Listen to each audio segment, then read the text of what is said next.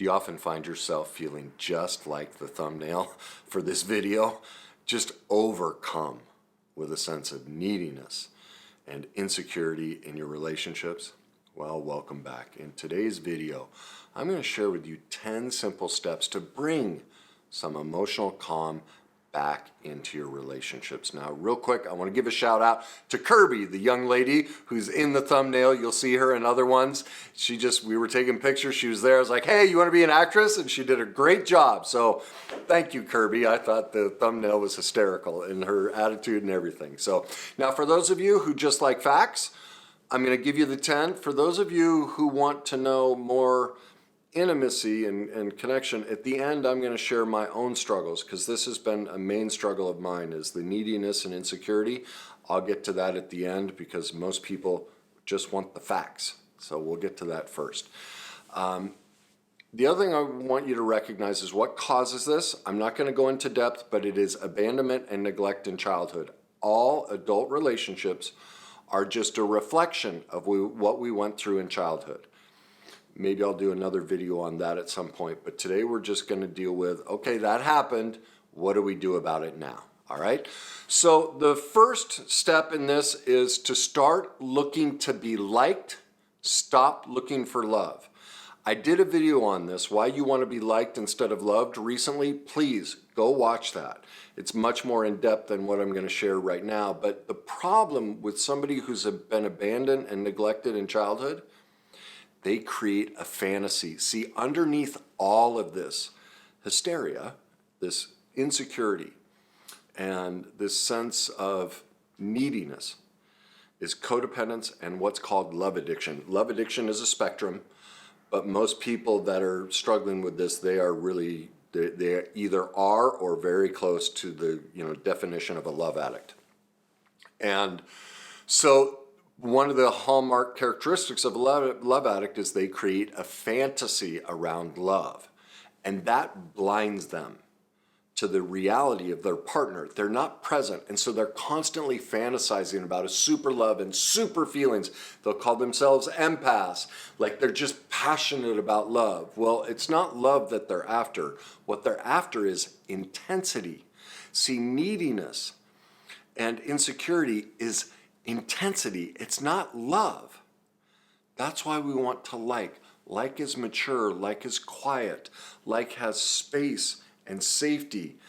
That type of love for this person it's death if I don't have it. I am empty and bankrupt. I need that person or this love within me.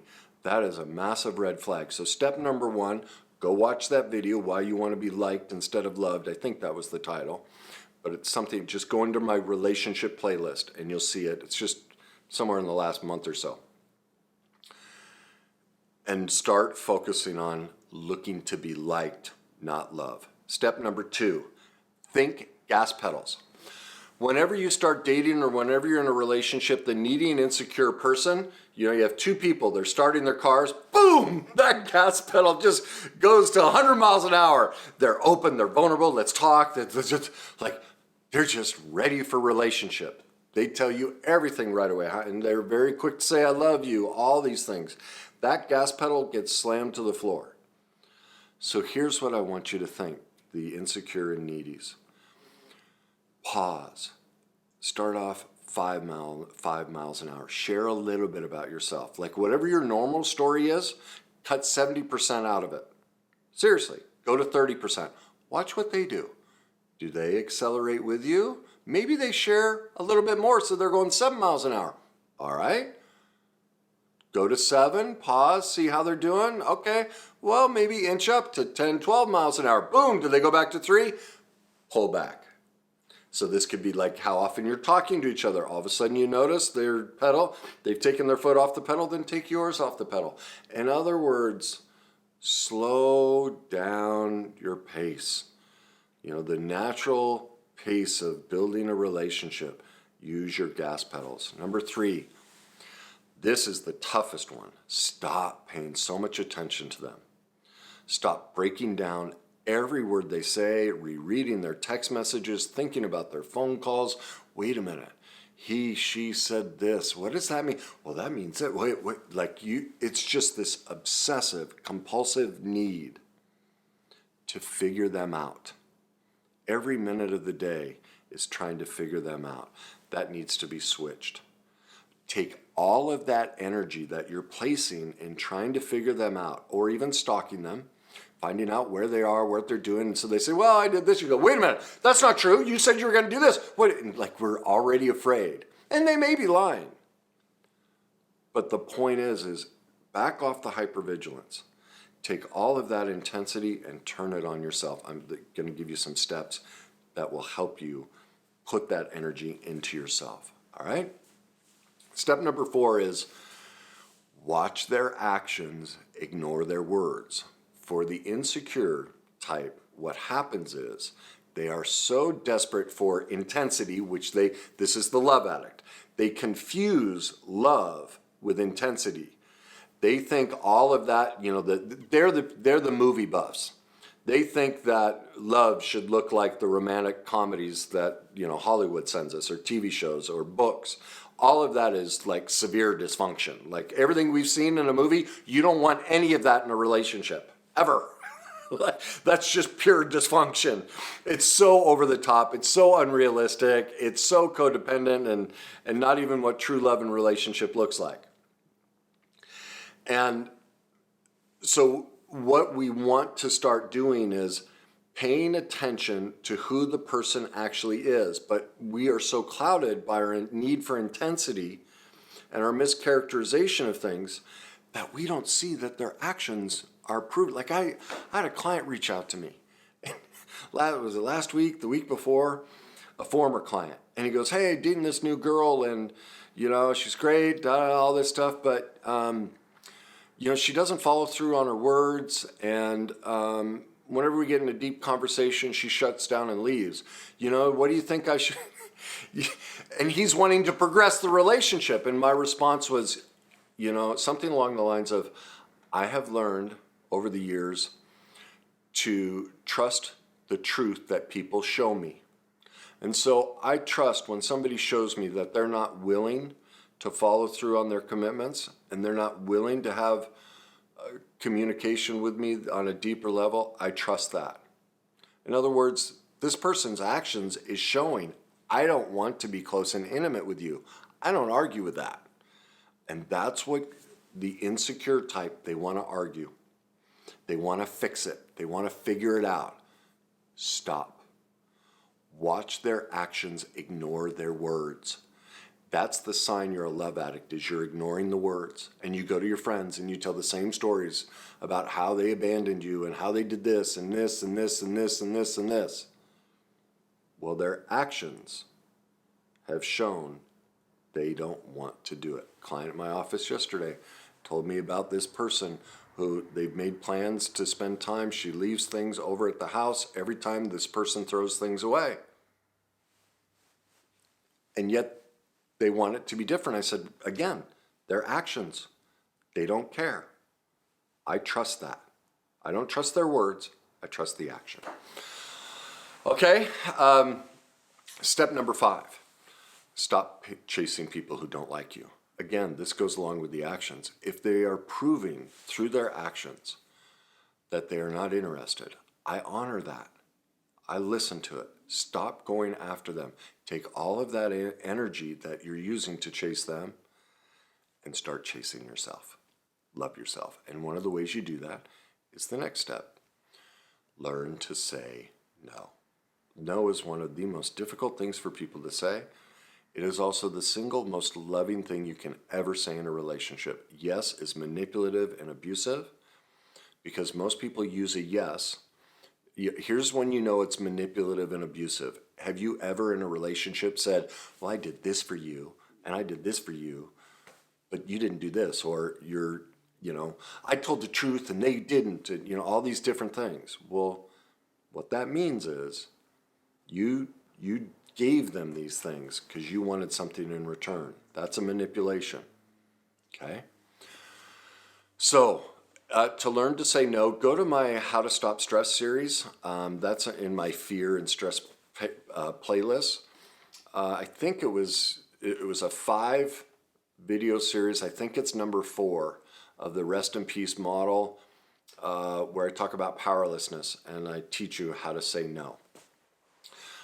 That'll take you deeper into it than this. But learning to say no, that's part of the gas pedal. That's part of getting ourselves back. That's part of calming ourselves emotionally. Because the more we chase, the more we give ourselves away, all of it, our insecurity, everything, our abandonment and neglect skyrockets. At that point, we're destroying ourselves. Number 7, develop our own needs and wants. Start pursuing our hobbies and interests. All that time you're spending thinking about their text messages, trying to figure out where they are, changing your habits and behaviors to do everything they like. Take all of that effort, switch it, put it into yourself. Start pursuing what matters to you. I've talked about that in my codependence videos. About there's codependence recovery, understanding your needs and wants. Go watch that video. It'll show you exactly how to start making, what's the difference between a need and a want, and how to start making that list. All right? Number 8, start pursuing relationship with men or women of your, if you're a woman, pursue relationship with women. If you're a man, pursue relationship with men. The point is this. When we're a love addict or we struggle with relationship insecurity, all of our cards, all of our chips are always invested in just this one person of the opposite sex or same-sex relationship, whatever it is, you know. So whatever it is you're interested in, start developing friendships outside of this primary relationship, because friendships teach us how to like. That's what that video shows, is our friends that we like, we allow a lot of imperfection. Somebody we love, we don't allow any, and that's because we were so neglected and abandoned. We're not realistic in our demands. Friendship brings us into reality, brings us our expectations much more in line what true love looks like. And that's why we want to pursue relationship that's not about our primary relationship. It's about friendship. So that's the way I should have said this, is pursue friendships. Don't put all your eggs in the relationship basket. Now we get to step number 9, acceptance. And this is critical. This dynamic, I can tell you for being a person who has struggled horrifically with this insecurity and neediness, we have to accept that we're perfectly imperfect. This is where I start to get a little more vulnerable, is I have worked on this for 30 years. Some of it I'm better at, but some of it, I'm still a nightmare. I freak out and panic. And we have to stop beating ourselves up for that. It's okay that we're so needy. And here's why. It's bad enough that we were abandoned and neglected as a child. And when we beat ourselves up for our perfect imperfection, do you see what we're doing? In that moment, we're abandoning ourselves. Like, do you see how horrific that is? We're doing it to ourselves when we demand perfection. When we chastise ourselves, like, dang it, I chased her too much. I chased him too much. I did it. Yes, we did. That's our imperfection. We own it. Yes, we did. But you know what? Like, for me, my younger brother, he was born less than a year after I was. That's a horrific abandonment when I was less than a year old. You know what it's like to have a 1-year-old. You have to be there every second of the day or they'll kill themselves. Well, all of a sudden my mom had to take care of a new child. I have no memory of it, but I know the science behind it. That's a horrific severing, a massive abandonment. There are videos of him and I playing at like 3, 4 years old, and I'm just beating the hell out of him, pushing him out like, I'm angry.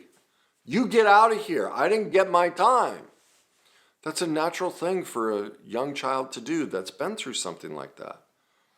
Then, there's obviously other things that I went through. My mom's alcoholism, my dad's rage. There was horrific neglect and abandonment in my childhood. Well, those wounds and those imprints, they can last a lifetime. And so that's what I work on a lot is there are going to be moments where I'm incredibly needy and insecure, and it's okay. It's okay. I'm perfectly imperfect, and so are you. And that leads to step 10. There's only one way we get better at this. We must pursue relationship. We must. The biggest mistake that people make is they swear off relationship, or I'm too afraid, I don't want to get hurt again, I'll never do it. That is the death of all of us. Life is relationship. And here's why we have to pursue relationship. The hurt we experienced happened in a relationship. The healing has to happen within a relationship. It's the only way. You can't heal a relationship on your own. You have to be engaged in relationship. And so like when I tell my story of my relationships and the divorces and the abuse, and people are like, oh my God, you must be scared to death of a relationship. But I'm like, hell no, bring it on. Like, I can't wait. I mean, it's been, 7 years I've been single, but for 5 or 6 of it, I didn't want to date. I had to heal. Well, now I'm ready to date. Like, I want to find somebody. People are like, what? You're so excited. I'm like, yeah. Everything I talk about is because of the relationships I went through. The horrific nature of both of them taught me all of this stuff. Like, why would I be afraid of it? It saved my life. My childhood was so difficult relationship-wise, I was going to pick toxic people. That's why you've been with toxic people, is because your childhood was so toxic. Well, the only way to heal that is to learn about it. So even if my next relationship is a complete disaster, to me it won't be a disaster. It's just, it's what I needed to learn. Like, I'm excited for that. So remember that. Now, I want to share a little bit about myself and my struggles with this. And you can see it on my website, my kw@kennyweiss.net website. More that the banner that I have that says enjoy the journey, and it's 3 pictures, and there's kind of the small one where I'm in the black suit, and then there's the middle, and there's the third one that's bigger where I'm raising my arms. Well, when we did that photo shoot for the website, the idea was I wanted to show people what it's like to go on this journey. I didn't know how to do it. Well, the guy I was working with at the time, he just walked in, he goes, do you remember what it was like when you were miserable, in pain, suicidal? I was like, oh yeah. He goes, do you remember what it was like when you were a kid, as you were going through all the things you went through? I was like, yeah. And he's like, can you go back there? And I was like, sure. And so I said, we got to change the music. So we changed the music. And I just allowed myself to feel the abandonment that I experienced as a child. My mother, who I was her favorite, but it was covert sexual abuse, so that's incredibly confusing. To be adored and worshipped, but toxically. There are no words to explain that. To see this look in your mother's eyes where you know you're her world, but it's too much. It's too much. She needs me too much. But I'm too young to process that. And so I'm latched into that. And for 4 to 6 weeks, there's this incredible connection, intensity between my mother and I. And poof, she's gone. A walking coma for 7 to 10 days.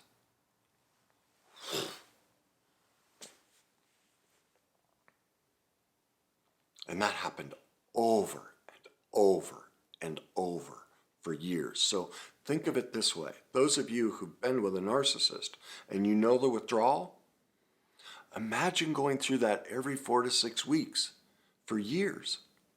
That was my childhood. So, am I going to beat the heck out of myself that I still get needy and insecure in a relationship? Hell no. Like, my God, the fact that I'm alive is a miracle. But you can see in those pictures, like, I broke. You can see I'm holding in, being like, I can still go right back to my pain. That's the beauty of emotional mastery. I can go back, I can experience it for what it was, but I don't lose myself in it. I can honor it. And that's the first picture. I'm broken. I just split open and just snot everywhere during that part of the photo shoot. And I just kind of moved through it. I don't know, it was about 5 minutes long, and they're just snapping. And I processed it. I was like, okay. They're kind of looking at me, and it's like, well, do you remember what it was like, the transition, like where you're doing all the work and everything, you know? And you knew you needed help, and I was like, oh yeah, it's like this. He's like, can you go there? Well, that's the middle picture. It's confusing.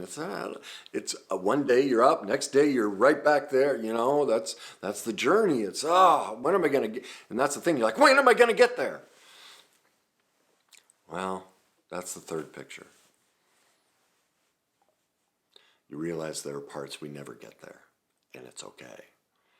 You stop needing to get there. That's why you're there. You've accepted. There are many aspects that you never struggle with. Like, no, I couldn't say no to anything. That's why I was abused by people. I don't even think about it now. It's a piece of cake. Don't struggle with it. But do I still want, when I see, the couple, I think the last date I was on was like a year ago. And did I still get obsessive about how was she texting me enough? What does this text really mean? And literally go blank and numb when the text message would come in. I'd go into freeze and fawn. I just collapse. I don't know what to say. My brain goes there because I come up with 1,000 different combinations, but they could all end up in abandonment and neglect. I just freak out. There's only one way to fix that. There's only one way to get better at it. Have another relationship. And if it doesn't work out, learn from it. Go right through these processes, work on the gas pedals, all the things. There's nothing wrong with that. That's the journey of life, is to go through all of this stuff, to experience it. That's what makes it fun. I know it doesn't. When you're in the first two parts of those pictures, it doesn't seem fun. But I promise you this, if you choose to stay on the journey, you will. You will. It's never failed. Any person I've ever worked with or has ever been a friend of mine that chose the journey has always ended up. And, that first picture, as he called it, he goes, that's pre-transformation. This is post-transformation. That's where I am now of, you've moved and you're just like, man, it's beautiful. Yeah, it still hurts and all that stuff, but I can live with it. You will get there. You'll get there in your time. And so I encourage all of you to take the journey and enjoy that journey. So if you think this video will help somebody that is needy and insecure and would like some calm in their relationships, please share it. Please leave me your comments of your neediness, your fears. If it's okay with you to be vulnerable, gas pedals. Do what works for you. Maybe that's what you could do. Instead of sharing so much, you could share a little bit. You could practice. Please do. And as I always say, most of all, enjoy the journey.